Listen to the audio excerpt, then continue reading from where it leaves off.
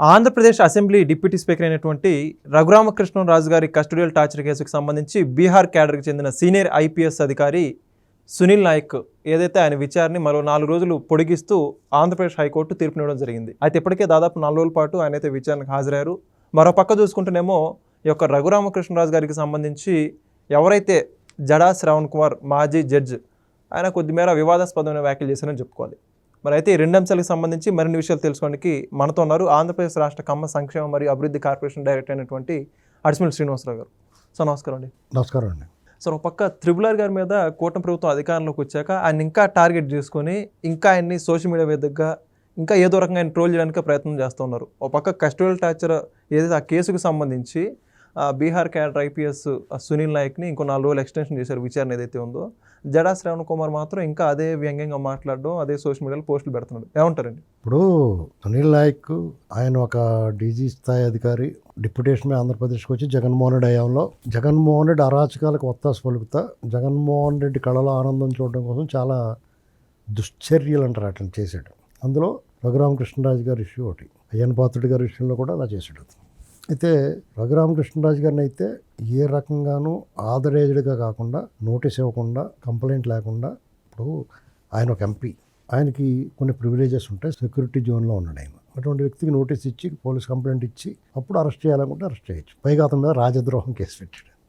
రాజు ఎవడో ద్రోహి, ఈయన కూడా అధికారంలో ఉన్నాడు కదా, ఈయన పార్టీయే కదా అది, పైగా ఈయన పార్లమెంట్ సభ్యుడు. సరే అరెస్ట్ చేశారు. తీసుకెళ్ళిన తర్వాత అంటే వీళ్ళ ఉద్దేశం ఏంటంటే తీసుకెళ్ళి కొట్టడానికే తీసుకెళ్లారు. ఉద్దేశం అర్థమైపోతుంది. తీసుకెళ్ళేటప్పుడు కూడా రాంగ్ హ్యాండ్లింగ్ చేశారు. అక్కడికి వెళ్ళిన తర్వాత ప్రకాశం బ్యారేజ్ మీద జరిగిన డ్రామా అంతా మనం చాలాసార్లు చెప్పుకున్నాం. ఈయన తీసుకెళ్ళి అరెస్ట్ చేశారు, కూర్చోబెట్టారు. ఈ పక్క గదిలో కూర్చొని ఈయనంతా కూడా పర్యవేక్షించాడు. కొట్టడం, ముసుగులేసి మనుషులు తీసుకురావటం, ఇవన్నీ కూడా అసలు ఈ ప్రభుత్వం మారిన తర్వాత ఒక దర్యాప్తు బృందాన్ని ఏర్పాటు చేసి దానికి దామోదర్ గారు, ఎస్పీ దామోదర్ గారు, అప్పుడు నెల్లూరులో ఉండేవాడు ఆయన, ఇప్పుడు విజయనగరం అక్కడ ఎస్పీగా ఉన్నాడు ఆయన. ఆయన పర్యవేక్షణలో జరుగుతుంది. చాలా వరకు ఒక్కొక్కటి సాల్వ్ చేసుకుంటూ వచ్చాడు ఆయన, విచారణ చేస్తున్నాడు. సునీల్ కుమార్ కూడా వెళ్ళి వచ్చాడు. ఆయన వెళ్ళి వచ్చిన తర్వాత ఆయన కూడా ఇది నాకేం సంబంధం లేదన్నట్టు చెప్పాడు. సమాధానం సహకరించట్లా దర్యాప్తు గారిని. అంటే దర్యాప్తు సహకరించడం అంటే వాలంటరీగా ఒప్పేసుకోవాలి, ఒప్పుకోకపోతే సహకరించలేదంటారు, అది వేరే కదా. వీళ్ళు ఎందుకు ఒప్పుకుంటారో ఒప్పుకోరు కదా, వీళ్ళు పెద్ద ముదర కేసులు కదా ఇవి. అయినా సరే వాళ్ళ ప్రమేయాన్ని వాళ్ళ ఆధారాలతో సహా నిరూపిస్తారు. ఎందుకంటే ఆల్రెడీ వీళ్ళ సబార్డినేట్స్ లేదంటే కొంతమంది వీళ్ళతో పాటు ఆ దుశ్చర్యలో పాల్గొన్న వాళ్ళు ఆల్రెడీ స్టేట్మెంట్లు ఇచ్చుంటారు. ఎందుకంటే తన దాకా వస్తే ఎవడైనా సరే మ్యాటర్ చెప్తాడు, నేనేం చేస్తానంటే ఆయన ఆదేశాల మీద వెళ్ళాము అని చెప్తారు. కొట్టిన వాళ్ళు కూడా దొరికారు, ఎవరు కొట్టారో కూడా తెలిసింది. సీన్ రీకన్స్ట్రక్షన్ చేశారు రఘురామకృష్ణ. ఇప్పుడు సునీల్ కుమార్కి పెద్ద ప్రహాసనం నడిచింది. ఆయన విచారణకు రమ్మంటే రాలేదు. అక్కడ బెయిల్ తెచ్చుకున్నాడు. అక్కడ ఆంధ్రప్రదేశ్లో కేసు ఉంటే పాట్నా కోర్టు నుంచి అక్కడి నుంచి బెయిల్ తెచ్చుకున్నాడు, రక్షణ పొందాడు. తర్వాత వీళ్ళు అరెస్ట్ కోసం వెళ్తే అక్కడ ట్రాన్సిట్ వారెంట్ని అమలు చేయడానికి ఒప్పుకోలేదు అక్కడ.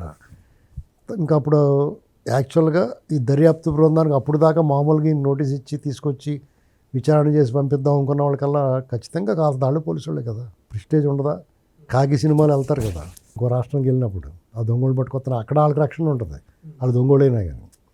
ఈయన పోలీస్ అయిన అయి ఉండి చట్టాన్ని గౌరవించాలి. నువ్వు అదే దాంట్లో ఉన్నావు కదా, అదే తానులో ఉన్నావు కదా. సరే అంత భయం ఎందుకు నువ్వు తప్పు చేయకపోతే? ఇప్పుడు నువ్వు నిజాయితీపరుడివి, నువ్వేం తప్పు చేయలేదు,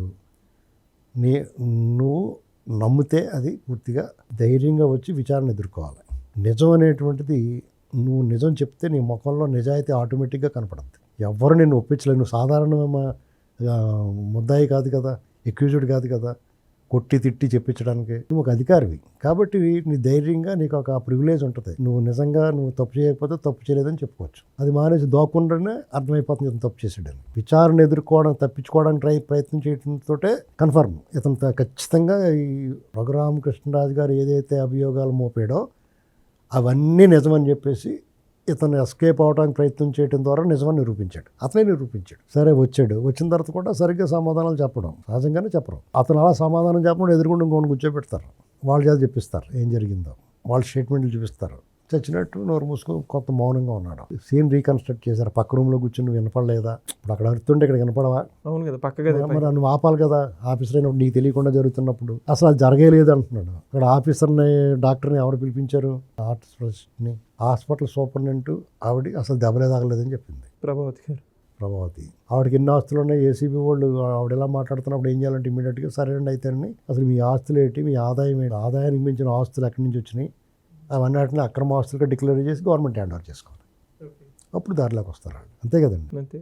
ఇప్పుడు ఆవిడ గుంటూరు రామన్పేటలో 3 స్టోరీడ్ బిల్డింగ్లు 3 ఉన్నాయి. రింగ్ రోడ్డు దగ్గర పెద్ద స్థలం కాంప్లెక్స్ ఉంది. ఇక్కడ చైతన్యపూరిలో పెద్ద స్థలం ఉంది.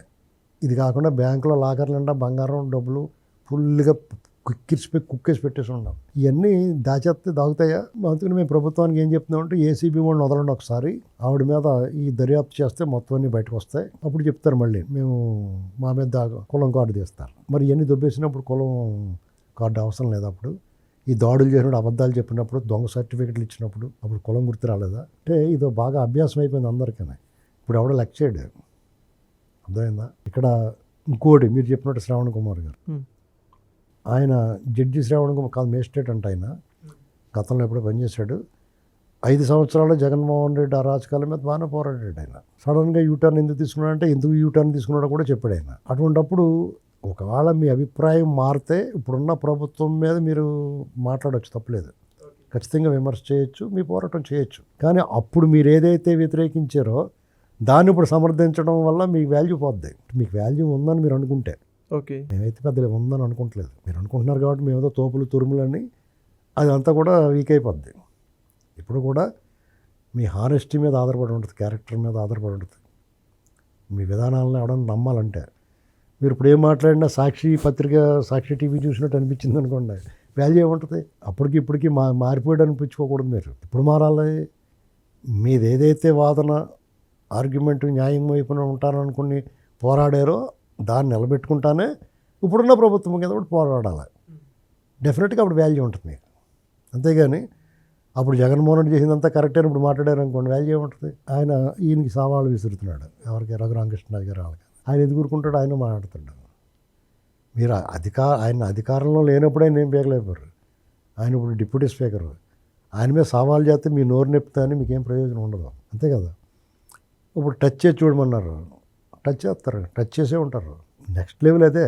ఓకే, ఇప్పుడు ఏదైనా సరే ఎంతవరకు భరిస్తారు? ఎవరన్నా ఓపిక పడతారు? సహనం ఉంటుంది కదా. 5 రోజులు వరుసగా 9వ తారీఖు దాకా అతనికి విచారణ చేశారు, నోరు విప్పలేదు. ఇంకో 3 రోజులు ఎక్స్టెండ్ చేశారు. నెక్స్ట్ అరెస్టే. ఇంకేముంటుంది? ఈయన చెప్పినట్టు వింటలేదండి, అసలు చెప్పిన గట్రాయిలాగా ఉన్నాడా, బెల్లంగుట్ట రాయిలాగా మాట్లాడతలేదని మళ్ళీ జడ్జి గారు చెప్తారు. ఆయన విచారణ సహకరించమని చెప్పారు. అన్ని ఆధారాలు స్పష్టంగా కనిపిస్తున్నాయి అక్కడ. మీరు సహకరించకపోతే అరెస్ట్ చేసి మరి కస్టడీలో తీసుకోండి అని చెప్తారు. ఇది జరగబోయేది. అంతవరకు తెచ్చుకోవచ్చు. ఆయన విచారణ వరకు పరిమితమై ఆయన డెఫినెట్గా అని చెప్పచ్చు, మేము ఆయన ప్రేరేపితంగా చేసామని చెప్పచ్చు. ఇంటెన్షనల్గా ఆయనకి ఇప్పుడు సునీల్ నాయక్ కానీ సునీల్ కుమార్ కానీ ఈ రఘురామకృష్ణరాజు గారు జగన్మోహన్ రెడ్డి సావాసం కన్నా ముందు వాళ్ళిద్దరు మంచి ఆఫీసర్లు, నిజంగా మంచి ఆఫీసర్లు. ఓకే, సునీల్ నాయక్ గురించి నాకు తెలిసిన సమాచారం ఏంటంటే అతను కూడా మంచి ఆఫీసర్. ఒక రకంగా ఇతనికి ఇష్టం లేకుండానే చేసాడని అన్నారు, వేరే వాళ్ళ ద్వారా తెలిసింది నాకు. కానీ మరి ఇందుకు మీ చదువుని, మీ హోదాని జగన్మోహన్ రెడ్డి లాంటి పనికి మాలిన వాడికి దొంగోడికి ఎంత తాకట్టు పెట్టారు మీరు? మీ వాల్యూ పోవట్లా? మీకన్నా జగన్మోహన్ రెడ్డి ఏ రకంగా గొప్పోడు? మీరు చాలా గొప్పోడు అతనికంటే. అతనికి అన్ని అవకాశాలు ఉండి కూడా పొట్టకొత్త అక్షరముక్క రాలేదు. మీ సామాజిక వర్గాల నేపథ్యంలో మీరు మీరు ఈ స్థాయికి వచ్చారంటే లైఫ్ టైం అచీవ్మెంట్, జీవిత సాఫల్యం. ఎంత సాఫల్యం పొందిన మీరు ఒక దొంగోడు సాయం చేస్తారా? ఒక దొంగోడు మాట వింటారా? ఆడికి అధికారంలో ఉంటే ఏమై కొంపలేమి ఉండిపోతే 4 ఏళ్ళ తర్వాత పోయింది కదా అధికారం. 2 ఏళ్ళు 3 ఏళ్ళు ఇబ్బంది పెడతాడు మిమ్మల్ని పెడితే. పైగా ఆయన డిప్యూటేషన్ మీద వచ్చాడు, ఆయన మాతృ సంస్థకు పోవచ్చు అక్కడికి. ఎందుకు వినాలి అంటే ఇంటెన్షనల్గా మీకు కూడా అతని మీద ప్రేమ ఉందన్నమాట. అతన్ని ప్రేమించారు. అటువంటి పనికిమాలిన వాడిని ప్రేమిస్తే ఇలాగ ఉంటుంది. సజ్జన సాంగత్యం చేయాలా. సావాస దోషం వల్ల ఇలాంటివి ఎదురవుతూ ఉంటాయి. నీ స్నేహితుని సరైన ఎంచుకోవాలా, నువ్వు నడిచే మార్గం సరైనదో కాదో చూసుకోవాలా. నువ్వు ఎంత గొప్పవాడైనా, ఎంత చదువుకున్నా, నువ్వు ఎంత హోదాలో ఉన్నా తప్పద కారాగార వాసం ఇలాంటి తప్పులు చేస్తాయి. అదే జరుగుతుంది రేపొద్దున్న. దారుణం కదండి అది జైలు. నువ్వు ఎంత సంపాదించి, ఎంత పరువు ప్రతిష్ట, నాకు అవన్నీ లెక్కలేదులే, జైల్లో ఉంటే నాకేం పోయింది అనుకుంటే అది వేరే కదా. అక్కడితో వదిలేరు కదా. నువ్వు సంపాదించింది దుబ్బేసిందంతా లాగేసుకుంటారు కదా. అక్రమ సంపాదన వదిలేస్తారా? ఈ ప్రభుత్వం ఇంకా కొంచెం చాలా మంచిది కాబట్టి కానీ మేము కూర్చోబెట్టి మాట్లాడుతున్నారు అందంగానే. టచ్ చేయండి, ఇలాంటి మాటలు మాట్లాడి ఎక్కిరిస్తే ఎప్పుడో గొప్ప టచ్ చేస్తారు. దానికి పెద్ద సమస్య ఉంది, అంతే కదా. ఇప్పుడు ఆయన మీద వచ్చిన ఆరోపణలు చూసుకోవాలి. ఒక ఆవిడ ఎవరో వచ్చి అంత ఎంజాయ్ చేస్తాడు ఈయనని చెప్తుంది. అలాంటివన్నీ చూసుకోవాలి. ముందు మనం కడుక్కోవాలి, తర్వాత మిగతా వాళ్ళు కడగటం మొదట. Thank you sir. Please subscribe to Leo News for more videos.